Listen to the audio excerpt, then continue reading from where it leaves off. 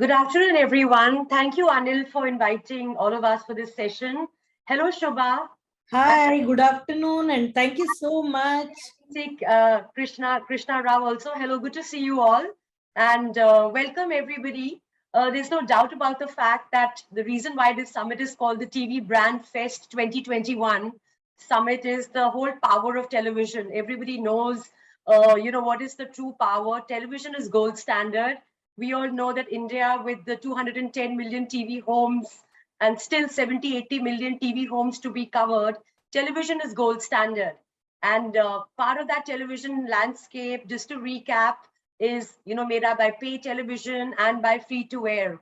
So in the last, I think 5 6 years, the whole free to air part of the piece has really been in the highlights, buzzing a lot. And today, the topic that we're going to be talking about, as you all know, is free to air and advertising on free to air.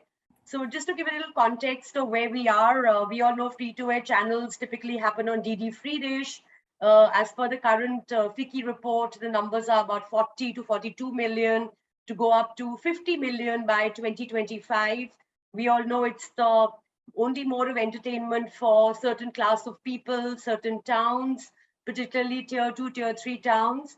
So, and India being pretty much a single TV household, yes, we have had discussions on OTTs, we have had discussions on pay TV, but this by far, it's the only mode of entertainment and infotainment to a large part of India, which is living in smaller tier 2, tier 3 and beyond towns.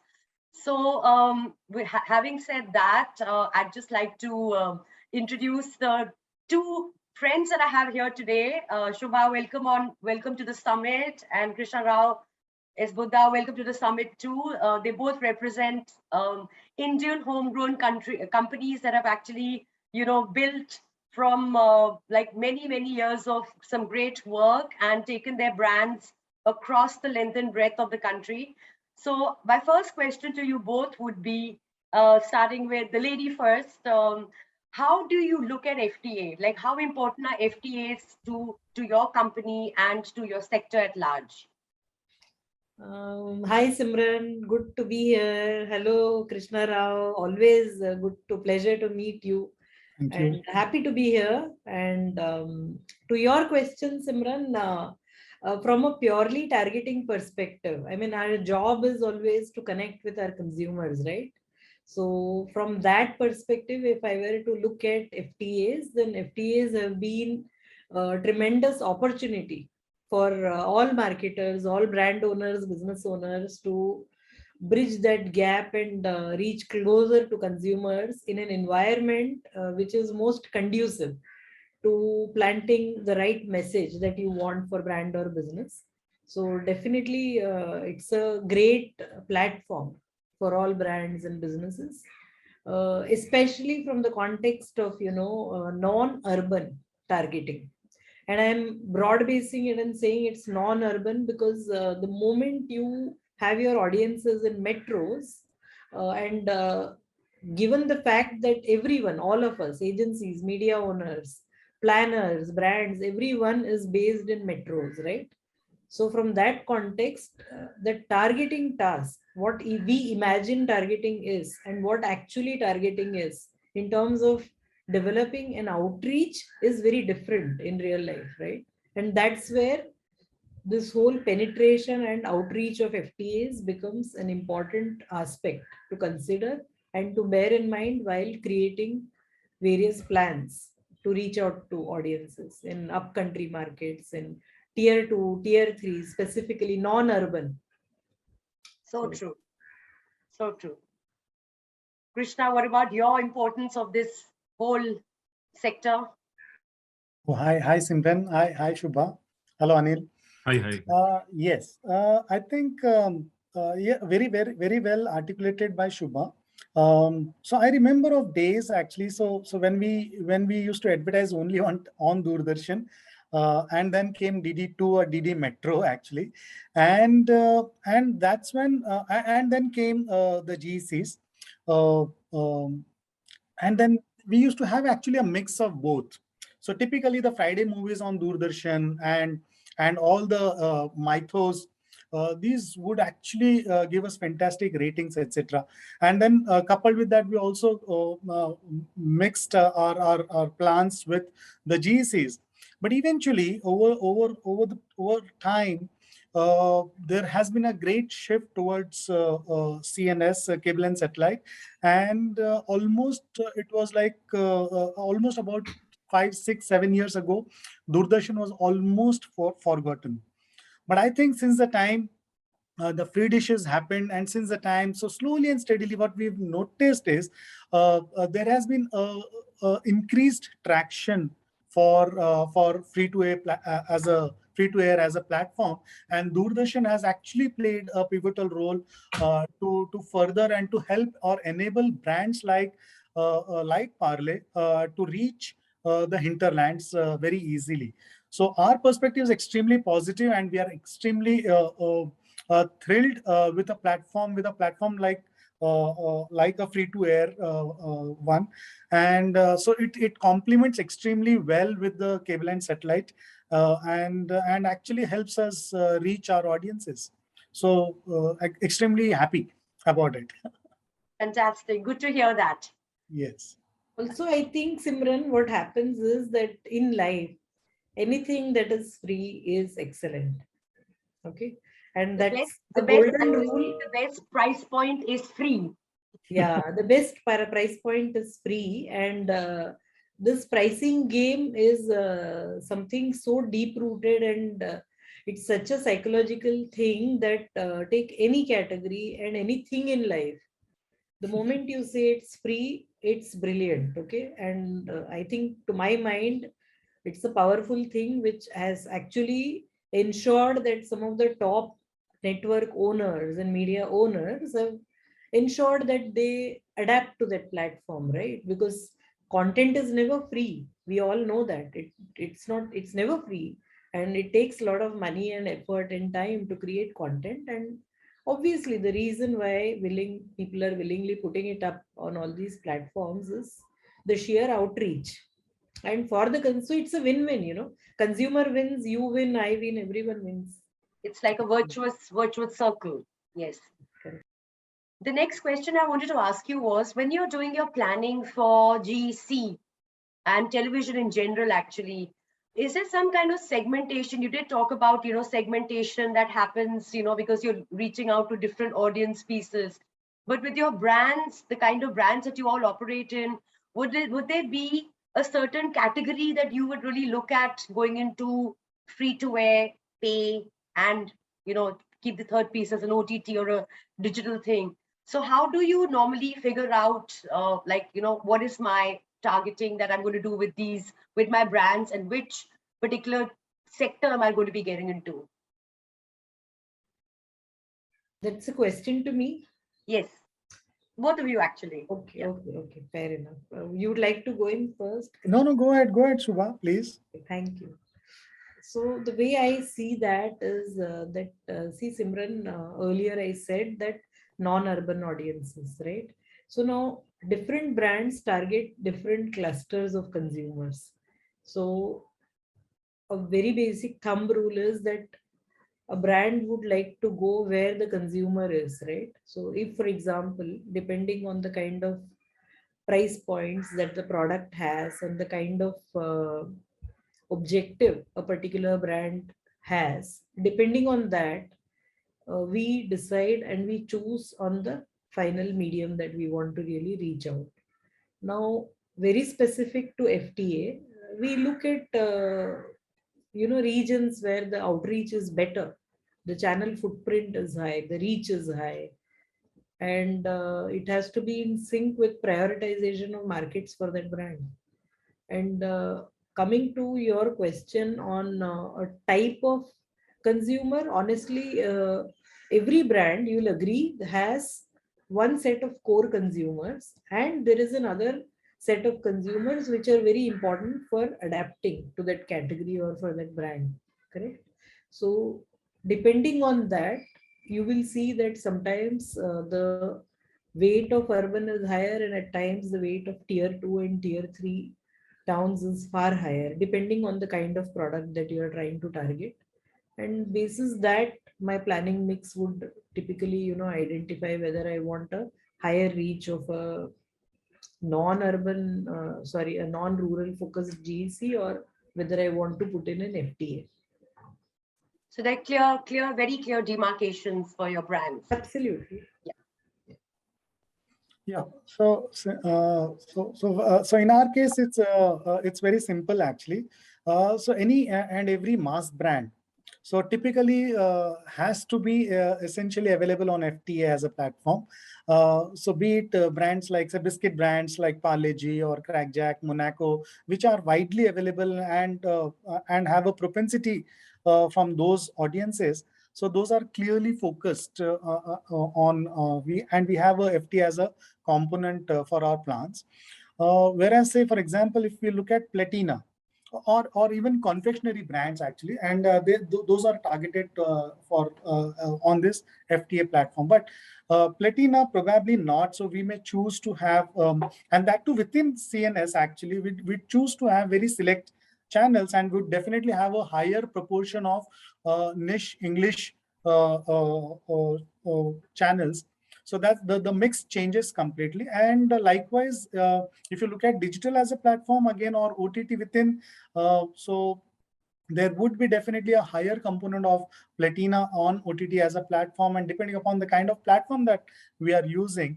And slowly and steadily, actually, OTT is almost creating a parallel to a television, and also easily giving access to a few other mass popular brands as well. So as we progress and we have better connectivity, I think we can look at having the mass popular brands as well on OTT as a platform. So typically, Simran, that's how we look at having presence across different platforms for our different brands, set of brands. Wonderful. And it makes complete logic and sense how, brands target different, even platforms rather, whether it's pay, free or digital, because that's how one size can never fit all. And that's where your audiences actually are for your brands. That brings me to the third question. We know when the price point is free, and India being in the Indian customer, and I think every customer being very price sensitive. There are so many, about almost, as per some of the census studies, 200 million people came out of poverty in the last 10 years. And of course, a lot of them have got pulled back into poverty thanks to, the unfortunate pandemic in the last 1 year. But the moment somebody has little enough money, the first thing that they do is to go and buy themselves either a mobile phone, and of course, television is, like I said, gold standard, and DD free dish and the free to air channels come so almost free to them. So as marketers, would you think that, like a broadcaster, the broadcasting industry has a certain responsibility of the only mode of entertainment and information that these people who, like I said, have just afforded a mobile phone and a free TV connection, the broadcasters have a certain sense of responsibility of what kind of content are they serving, And usually what has been happening in the free to air genre is it's usually been shows that are picked up from pay television and put on to free to air channels, from the bigger networks. And of course, there are also some original productions coming. So as a marketer, would you be, and we all know that the most of the free to air channels that we speak about have reruns from their mother brands, from their mother networks. But as a marketer, would you actually be waiting to see content which is actually there for the free to air viewer, and not just put up from a pay channel straight onto a free to air channel? Would you as a marketer look forward to that? And if yes, what kind of content would you like to tell the broadcasting industry to actually program? Krishna, you go first this time. If I may. Yeah, it's okay. No worries. It's an equal world, yeah. So frankly, this is a wonderful development, and so basically, I think it's broadcast, like you said, the moment there is some disposable income with the audiences from the smaller towns or rural markets. Yes, the first thing is, like, one needs to get that's a basic. One needs to get a good TV set or a smart device for that matter. So So I don't think it's a moral responsibility of any broadcast. I think it's pure business actually. So it's like Parle G as a biscuit. So why have we kept a certain price point for such a long time? Because we want to give easy access to each and every consumer of this country. So it's the same philosophy I'm saying. So if there is an audience sitting 100 crore or more than that actually sitting there and sitting there to be tapped, so what better way than to give them exclusive focused content? So why not? And if that has happened, I think it's a fantastic beginning from the broadcasters. They've started so instead of having those reruns, it started with the Star Network and then followed by many others. But then so somewhere there is a possibility that even that consumer might actually get a feeling that there is a content which is exclusively created for her, and that I think that can open doors to a huge opportunity. And actually there could be a reverse movement. The content that has been created for free to air channels actually is so good that actually it is put up on this cable and satellite network. So I think that could be the future. And I'm saying, why 80, 90 channels on DD Free? I know there are limitations and all. I think very soon this is going to explode, and I think there will be more and more channels exclusively available on this network, because we all can sense and feel almost 5G was to be rolled out. They're talking about rolling it towards the second quarter of next year. Once that happens, just imagine what's really going to happen for television as a platform. We've seen one change, the advent of 4G happened in 2016, and coupled with pandemic, so there has been a huge shift to the smaller screen. And maybe 5G could be another event which would actually Evolution, propel yeah. a lot of audiences to the smaller screen because of the fast streaming networks, etc. So that is when probably the broadcasters would be actually thinking and exploring ways and means to reach the audience. I think there is a fantastic audience with the FTA network. I think it is up for grabs for all the broadcasters there. Thank you. Shubha, your thoughts? My take on this is, very simple. A lot of times, we tend to say that FTA reaches one kind of audiences. A lot of times, okay.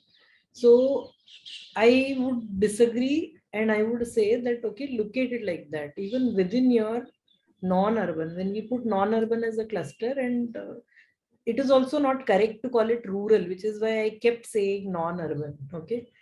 The moment you do that segmentation, in my head, I see very distinct clusters.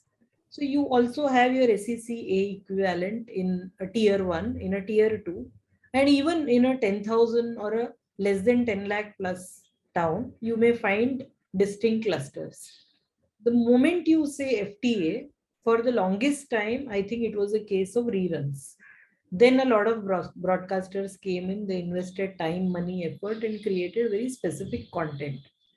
Perhaps in the early days, the first mistake that was done was that these are audiences who will see certain type of content. Okay. Now, we cannot use a single brush and paint all of them in one single segment. That's my first point. Okay. The reason being that we've seen when we do our researches across upcountry audiences, there are those who are a Pedder Hill equivalent, in a remote town which has just around 5,000 population. It's also a lot to do with education and awareness and connectivity and affordability. Now, if I were to say that what is it that I would look forward to, I would look forward to one thing which Krishna said makes perfect sense, and I completely agree with him. This space will only explode, but the way that I see that happening is that you will actually have very distinct offerings from even FTA players, which is a little more evolved than a single paint stroke that brushes, that paints everyone in the same color kind of a thing. which is like a typical mix of, okay, I'll put one drama, one mytho, one musical, one talent, and okay, I have done everything. The change is the level at which I will do it on a GEC versus the level at which I will do it on an FTA is where the grades differ, right? I don't think that is what I'm looking for. I would actually expect a little more sophisticated play in terms of the kind of content getting offered. I see the play happening across GECs because today a lot of GECs that we can see around all of us have very specific market plays. Okay, so you have very specific storylines, cultural issues, social issues coming up, and that forming a very central theme which becomes driver for those shows, right? In a similar way, I would expect the FTA play out to happen. That's number one. Number two, irrespective of whatever we say, in India, we still have around 90% or more homes which have a single TV, correct? So in case of mobile, that becomes very personal medium. But there is still this whole, getting around television, watching shows. So that's something again which is going to have a big role in the way content is going to evolve in this space. So, well, honestly, I'm pretty excited when I think of all the possibilities of what I'm saying just now. So great stuff, and I think so much more to be done and to come. So great for brands because look at our case. I have a Protect, which is a sanitizer. I have a wipe. I have a hand wash, and I have a Protect Magic hand wash, which is a 15 rupee small pack, which I can. It's a DIY format, right? I can just add water, shake it, and my sanitizer is my hand wash is ready for a month's use. And I think if I were to target that across upcountry markets and something great comes up in terms of multiple offerings and channels and content, absolutely great. Dream come Wonderful. true. So yes, it is a responsibility, of course, for every broadcaster, whether it's pay and in the case that we were talking about free to, serve content which is relevant to them, entertains them, is meaningful to them. And it's heartening to know that brands like yours, whether it's a Parle G who works on a certain price point to make sure that it's the literally, you can buy at it at there's nothing else that's cheaper than a Parle G, and that's our responsibility to the smaller towns and the marginalized people that typically live in non-rural areas. And as you've also mentioned, your Godrej Protect product, I've used that, and while traveling, and how that responsibility also comes for the advertiser to cater to those lower price points. So that's very heartening to know that we all know brands think of it that way, but it's lovely to hear it on this forum too.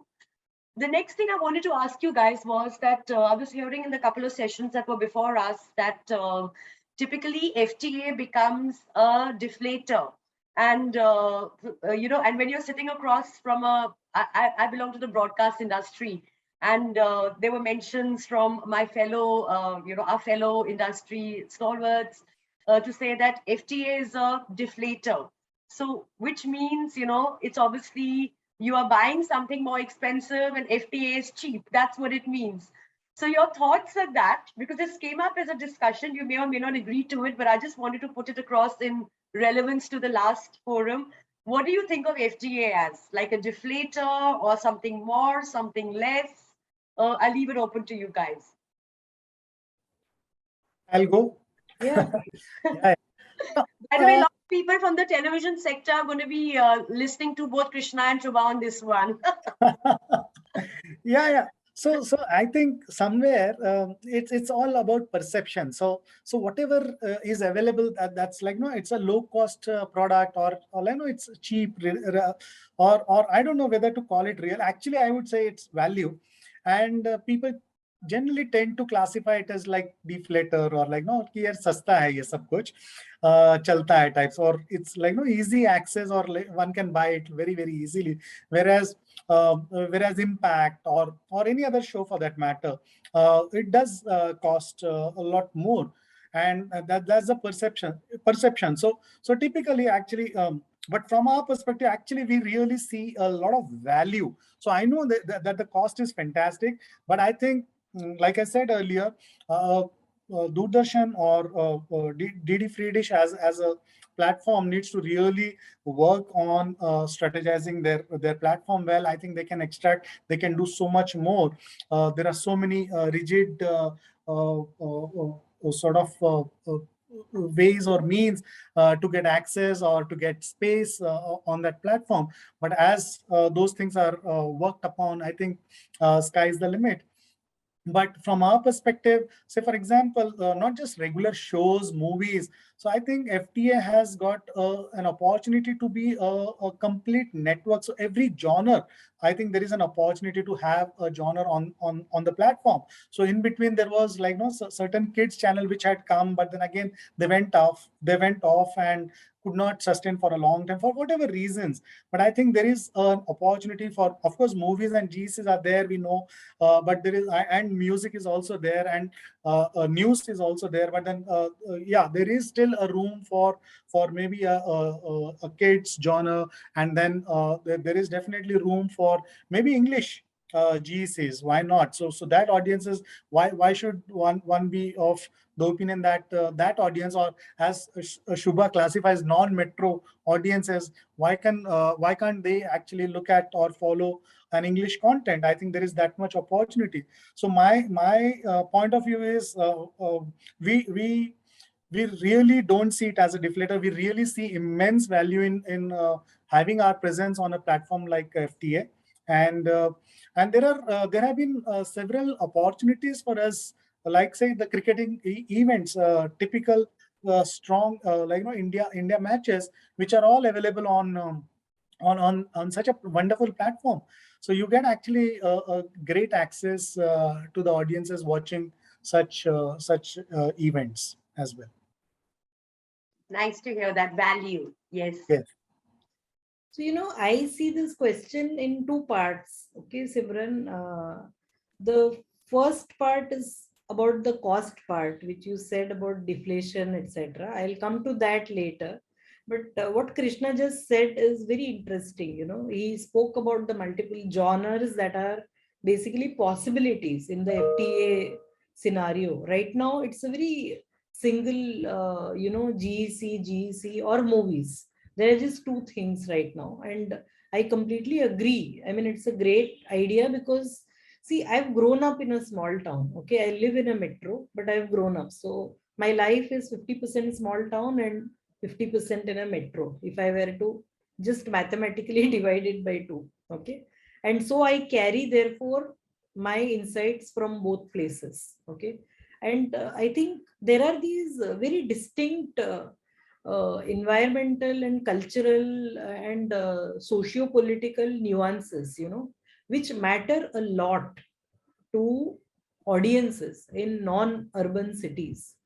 In urban centers, a lot of your, the kind of shows that we see may work, but therefore, if you actually account for these kind of cultural preferences, socio-cultural, things that really matter, political undertones, and there is so much of social and cultural behavior and practices that are important the moment you go out of non-metros, that these things are what will actually give you a strong insight into how these audiences are going to evolve, not evolve, how these audiences are going to lap up content if it were to offered in a very distinguished manner.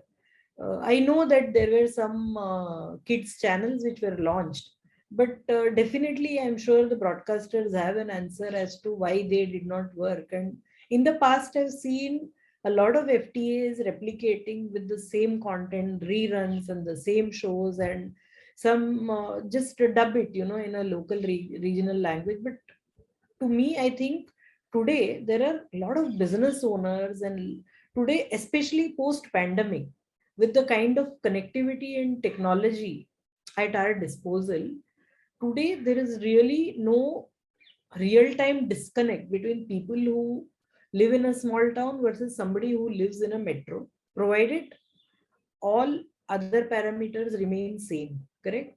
So in that kind of a scenario, if content were to distinguish, to get distinguished as an offering, there is a lot of play that is possible, and that clearly is a field where I would actually expect a lot of action, because then that gives brands a lot of leeway in terms of choosing and picking and making the right choices. And from the platform owner point of view, it also creates multiple opportunities.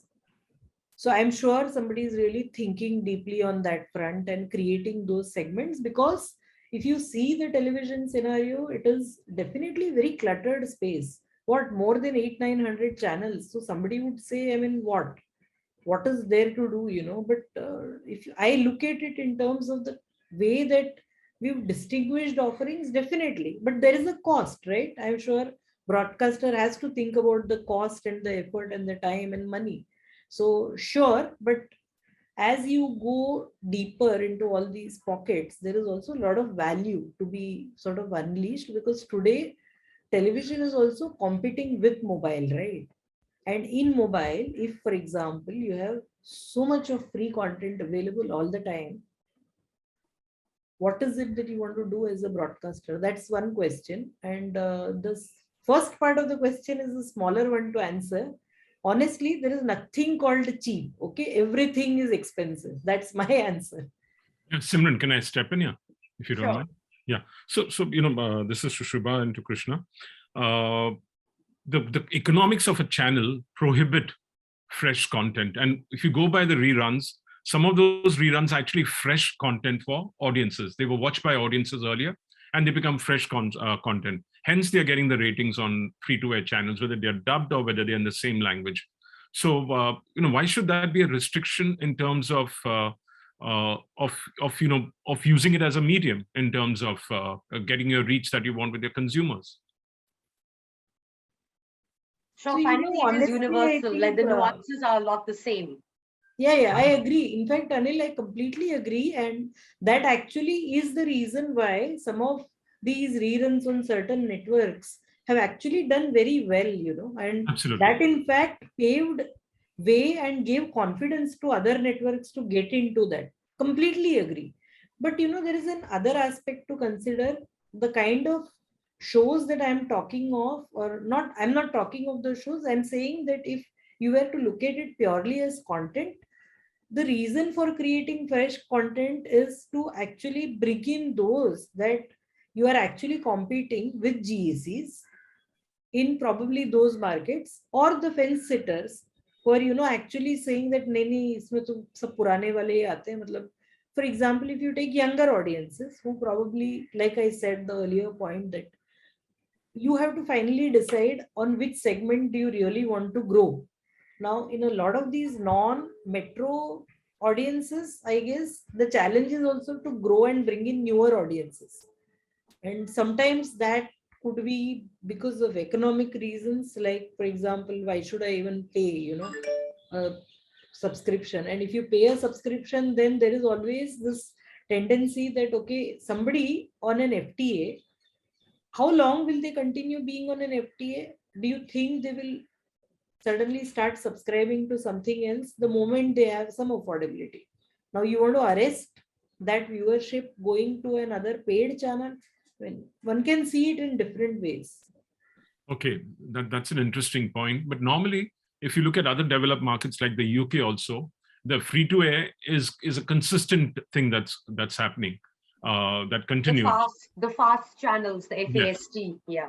Yeah, not just fast, which is streamed, but also terrestrially driven, and they're still being watched, and audiences don't mind it as long as the audiences, they're not competing with the pay TV sector, because the pay TV economics are very, very high.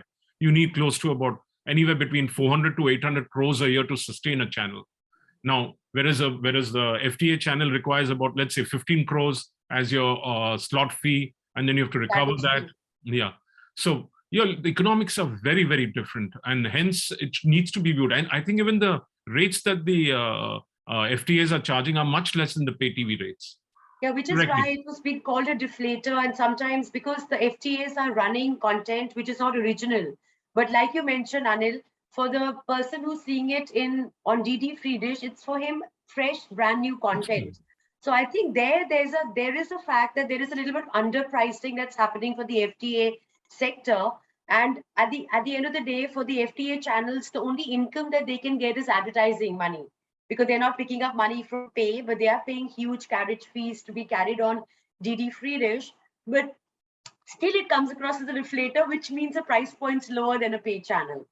So there Yeah, is a but little that perception needs to change that needs to because change. The Yeah. thing absolutely. is, first of all, I really don't know what was the context in which it was called a deflator, because I'll give you my perspective, which is, you know, of planning across channels and across audience cuts. Honestly, there is nothing called a deflator. There is a cost to reach your consumer. Okay. Very, very simple basics. Okay. There is a cost to reach your consumers. You can always take a choice as to at what cost and till what cost you are willing to go and sort of reach that consumer. And then the second question, and that is where, you know, the feasibility factor sets in, that till a certain point it's feasible as a brand, as a business, to go and acquire that customer. You don't even know, right, whether you're going to acquire. You're only going to get the message, access. Inform. Correct? Yeah. Correct. So honestly, the way to see it is, see, these are completely two sides of businesses. Correct? A brand or a business owner is into business, a broadcaster is into business. Yes. And probably that is the reason why till date, while we are talking about all these, you know, wonderful ideas of the kind of potential that exists, reality is that there still are very limited number of channels. And for a moment, let's also look at how much is the kind of potential today in terms of how many brands would really go and fill up all that advertising. That is also not happening at an optimized level. The simple reason for that being, like I said, finally it has to be about a balance between what you're willing to pay and who you are willing to acquire, right, at that cost. Yeah, but I'll come back to Has your to point make of sense. yeah. I tend to talk to you. Getting back to your context of fresh content, there were channels which were planning to commission fresh, but what works better with those audiences is what's worked on pay TV. That's what is working better earlier. Whereas the fresh content is not working so much. And what worked very well on Doordarshan during the pandemic was all the old shows. It wasn't fresh content. So that's because I don't know, maybe it's the desire for maybe it's the evolution of the thought in those areas that it's evolving a little later. Hence, what was shown earlier, like earlier it used to be what comes out in the West comes back to India. There's a trickle down that over time the thoughts in the rural areas are also evolving, and what was very good 10 years ago is good for them today. So can you think of it in that manner? Krishna, would you like to step in? Yeah, I think Anil, makes sense what you're saying. So basically, because of the low cost of investment from the broadcasters, I think that they charge adequately, I would say, or appropriately, and it's working for that audience, because that audience is not exposed to such a content, and he or she is actually viewing it for the first time. So we've seen during the pandemic, when not much was available elsewhere, the free to air, like so the mythos did exceedingly well, and these were shown like way back 20 years 25 years ago, and still there was an audience, and people were all glued to such shows. So from my perspective, I think still there is an opportunity for a fresh content for such an audience. It's just that the funnel needs to be there. So maybe somewhere there is red tapeism, there is a lot of control, there are a lot of restrictions on a particular free to air network, and there is an opportunity for many more such networks. One can think that as a business opportunity, and why only have Hindi? Why not regional vernacular? So we've seen that. So when we started with digital, so typically we were focused a lot more on English or Hindi. And now suddenly we've started exploding towards the towards the vernacular offerings as well. So likewise, I think there is an opportunity on FTA as well to come out with alternatives, alternative networks, or to say Didi Free Dish or so, and that can enable, maybe one can look at actually having 200, 300, 400 channels and offering every language audience. I just hope that satellite policy allows control of satellites with independent players. Then you'll have many more free to air. Right now, the satellite policy puts it in. Didi Free Dish is the only one which is as a monopoly. Yeah. Yes, that's right. So, but coming back again, will you all support? Let's say Simran is launching her free to air channel. Will you all support her with the rates that will support a pay TV channel at its launch, or would you all make her bleed for a while and then support her? Obviously, she'll have to bleed for a while. that goes without saying. So that's the Kadwa search, Anil. And Simran would know better. Well, actually, it has to be a win-win. I don't think we have to. It's an ecosystem that we are part of, and it is not like to do with me, but I'm just talking about the industry per se. There's a free. I didn't mean you specifically, Simran. I meant a free-to-air service. Yes, yeah. A free-to-air service finally has to be funneled with content and advertisers, because without the two, you cannot exist. Yeah. So I think if you're not getting funded well by the advertisers, you will go and not experiment and invest in content that much. Absolutely. And we are all finally, the advertiser and the broadcaster is talking to the viewer. And I think that should be the focus, that how is it that we can not just do reruns. Yes, the reruns are first time for the free-to-air viewer, but there is also some content which you need to experiment with, which you feel resonates with that viewer. That viewer should be privy to that content. So that's why original content steps in for free-to-air. But without the support of the advertiser, and like we talked about the huge carriage fees that are paid to be on Didi Free Dish, without all the whole ecosystem coming together, nobody bleeding, is when actually there can be huge progressions. And like Krishna was saying and Shobha was saying, where more channels and more genres can come in. And there have been people who have come in and stepped out, and it's only been because of pure economics. It just did not sit in well with them. So I don't think anybody would be bleeding. I know, I agree. And there are capacity. There are capacity constraints. There are transponder constraints as far as yes, the regulatory constraints. Yeah, even though they move towards MPEG-4, not all the boxes are MPEG-4. And there's MPEG-2 which is running currently. So there are restrictions. So in the meanwhile, this ecosystem could be supported. I'm seeing that as a trend through the past 5 days, with the exception of GECs. Almost every genre is getting hammered down by advertisers and marketers, because they want more value for their money. They want more return for their money. It should be an ecosystem, and I mean no harm to Shubha or to Krishna. I mean I have nothing against anyone. Let's all work together as an ecosystem and help us build your brands, because once they start investing in more content, they'll get more viewers. They will charge you more. You'll get more revenue. You'll be able to pay them more. Absolutely. Yeah, like a virtuous cycle. Yes. And I'm going to step back. It's your session. I just wanted to bring that point. Great. No, lovely having you here, Anil, and also, putting everything in perspective. You should stay here. Don't step back. Yeah, please. Great to have you. Yes. This is the last session of the seminar, right? Today's the last one. Yeah, today's the last session. Last one. Great. Yeah. So go ahead, ask your questions, Simran. So I think I'm pretty much done with my questions. The ones I had noted were all. Okay, then let's talk about day. Pay TV doesn't have too many day part programming. Does your FTA offer you that option? We do have day part programming in FTAs, of course. There'll be more kids in the morning, a little more cookery in the afternoon. But what really is a peculiar feature of the FTA channels are how you can run like omnibuses all the time. I mean, you will have like maybe 4 or 5 hours of omnibuses, which usually on a pay TV channel used to be on a weekend, where you did a catch up of a Monday to a Friday soap opera, and you caught up with it on a Saturday, Sunday. But today, the kind of tracks that are playing, you could have like track number 50 to 70 playing on a Tuesday, and you could have a track 103 to 107, 160 playing on a Thursday. And there'll be audiences that will come in for different tracks, So that's something which is very surreal to, I think, what pay TV does not do to what free to air does, because they have the liberty of running content, during different tracks, like I said, in the same week. So there are lots of interesting things that happen on FTA to catch those different audiences.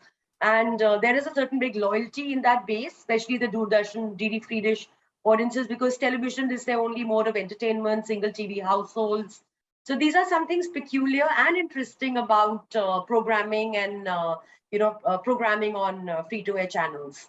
Yeah. So coming back, so how do you all view that? The fact that you have different ways of dealing with and then keeping the viewers engaged and entertained. So it's catching different audiences at different times. It could also be catch-up TV for a lot of people, because there is a certain loyalty factor. They have heard about these stories from their the country bumpkins have heard about these stories from their city cousins. So there's a whole lot of catch up that happens with these audiences, because while they are aware that these are kind of reruns, but for them it's refreshing. But there is also a catch up of, oh, there's another season of this playing, let me watch that simultaneously. So that is the power of free to air, because that's the only mode of entertainment that the consumer that we're talking to has. Yeah. So how does Krishna deal with that? With that kind of experience where there is actually binge watching happening, and how does Shubha deal with that? Because these are people who are very engrossed and they're very, whereas we in the urban areas are distracted. In the rural areas, we finish our work in the evenings, we've done a bit of farming in the fields, etc. We've come back home, we're tired. By 9:30, 10, people go to sleep. By 9:30, 10, they go to sleep. It doesn't go beyond that. Yeah, true. So I think Anil, so this has been happening in the cities as well. So afternoon day parts, we've been receiving and we've been having significant presence for many years, and even we continue to do that even now. I think the behavior consumer behaves more or less similar. The typical housewife, I'm saying, so would actually complete all our household chores and then would be able to sit in front of the set somewhere around 11 o'clock, 12 o'clock, and thereafter continue almost binge watching and continue her catch up if in case if she's really missed the prime time because of some other event or so. And I think similar is the case with FTA, where such shows actually garner decent numbers, I would say, and we have been covering them as well. So besides having a prime time presence, so we've been having a significant presence during the day part viewing. No, is that a value add you get, or you pay separately for that? It's a part of the deal actually. So whichever way you look at it, so nothing comes free. So be it, even if it's mentioned as a value add, it's still somewhere there is a cost to it.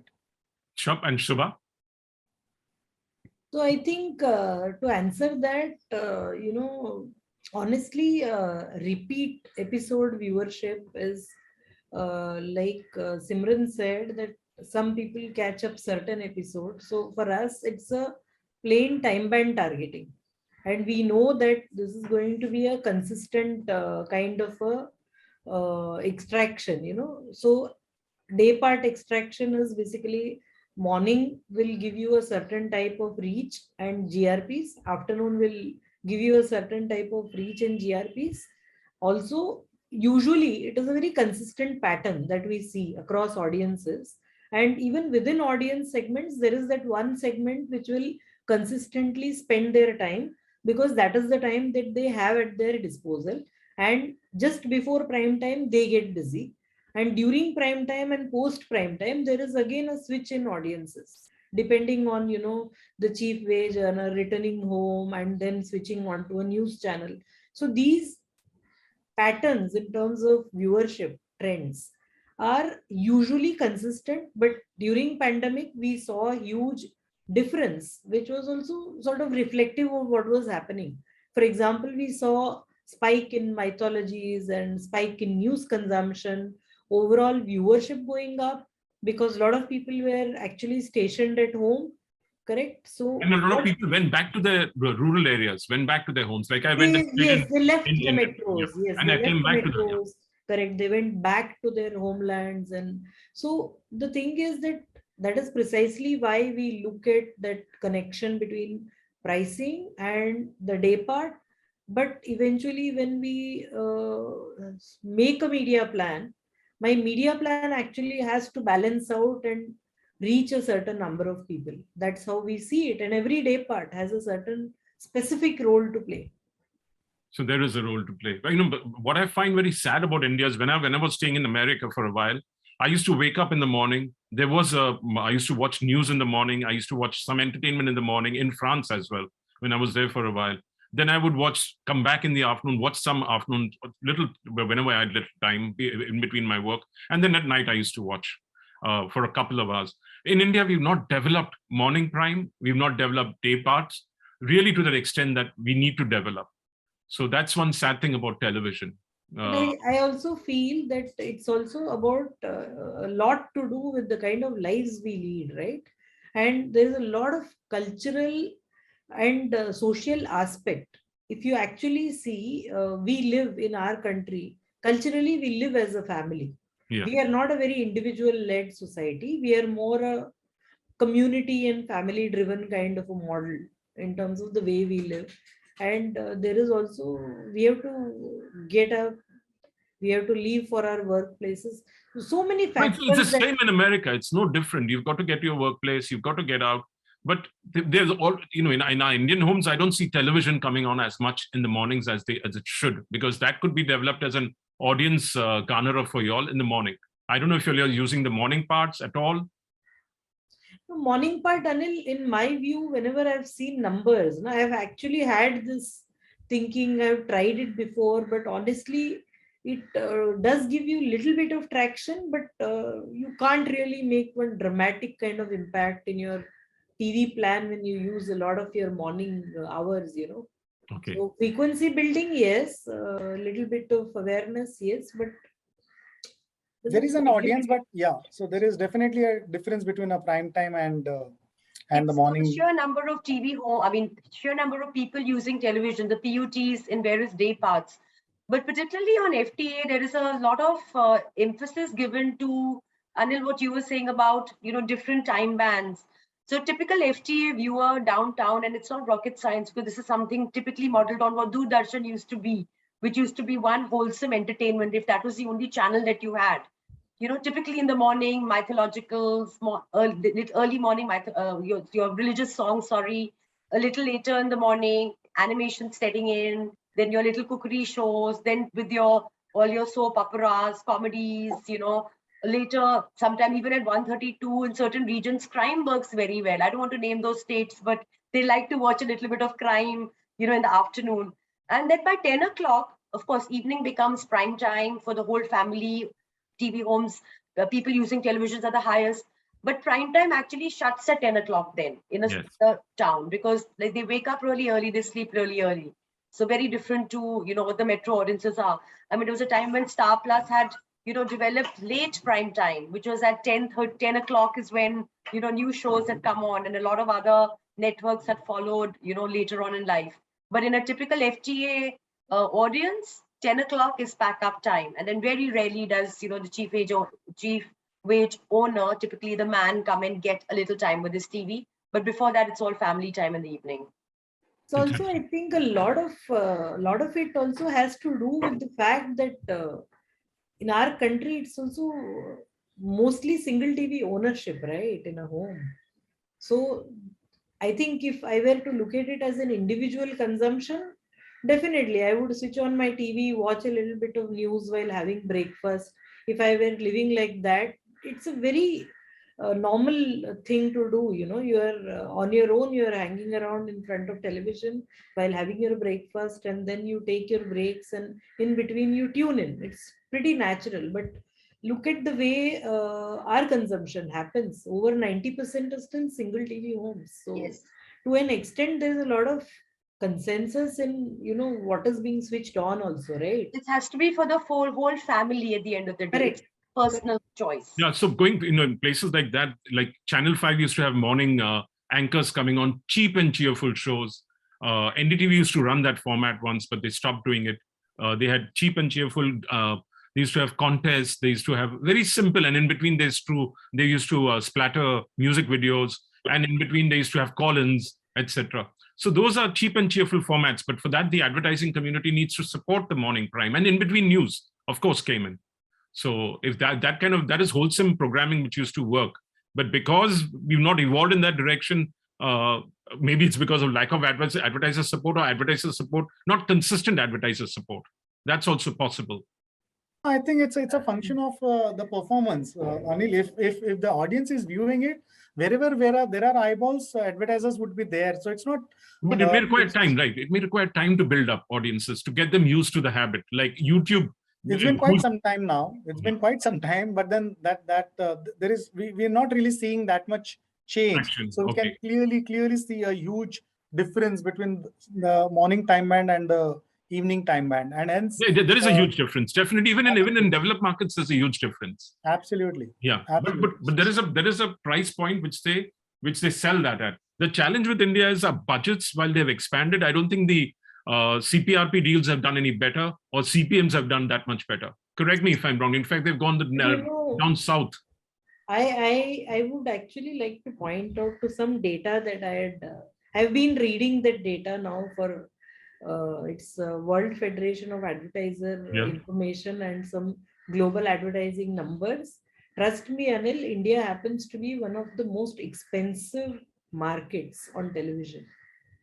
Okay, so I think it's a lot to do with we all have this feeling that it is cheap, but it is not cheap. And even within India, there are certain markets which are honestly, even at this current price point, they happen to be very expensive to reach in terms of the kind of cost it takes to reach audiences. And I've seen some global numbers. Yeah, but if I put an ad on the Super Bowl, I end up paying $3 million for one spot. You're talking of the absolute cost, correct? So yes, absolutely. It is.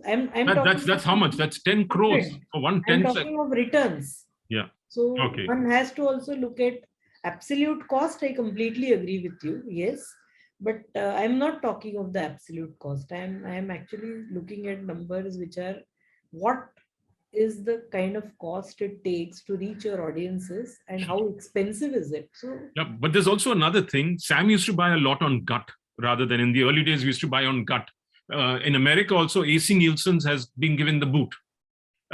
In India, as far as TV ratings are concerned, they are looking at they feel that the kind of ratings that are being handed out are not proper. Most of the networks are believing that.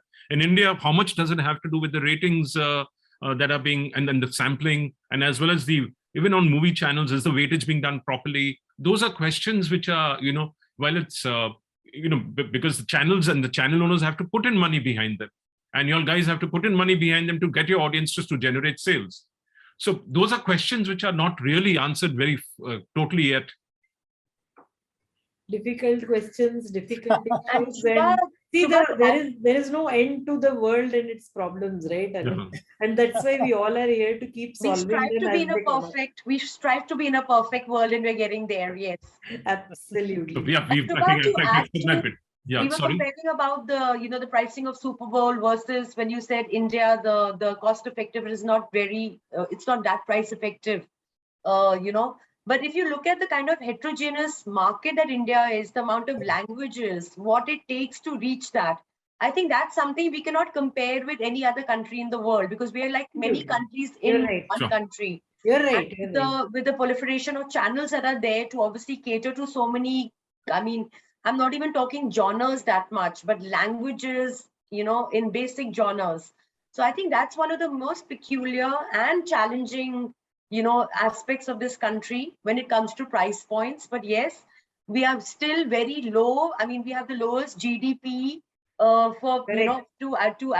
GDP to advertising spends in the world, and there is enough scope for that to go up, and that can only go up by two reasons. One is, of course, the price points going up, and of course the whole pie expanding. The last 2 years have been a bit of a deterrent, we've got to really overcome that. And I think we need the brands. The broadcasters need the brands need us, the consumers need us, so that they can become aware of what the brands. So let's make it a wholesome ecosystem for everyone. And make it a win-win. Free-to-air is there as a win-win. And thank you. You all have done this brilliantly. This was moderated very well. Thank you very much. Thank you so much. I had some wonderful friends over here, so it's all a team effort. And thank you everyone for Fun to always wonderful meet you stuff. all. Yeah, Thank I you. wish we could just go step out for coffee right now. That would have been in a real world. But we look forward to doing that soon with both of you and Anil, of course. Yes. Thank you Thank very you, much. thank Simran. you. I'm very Thank you. grateful for you to invite me here, Anil, and your team, and truly glad to connect with you, Krishna and Simran. As always, complete pleasure to interact and meet up with you. Physical you. or virtual, it's the same. The joy is the same. So thank you so much. Thank you very much, all of you. Thank you so much again. I reciprocate the feeling, Shubha. Thank you so much, Anil ji. Thanks, Simran. Thanks, Shubha, once again.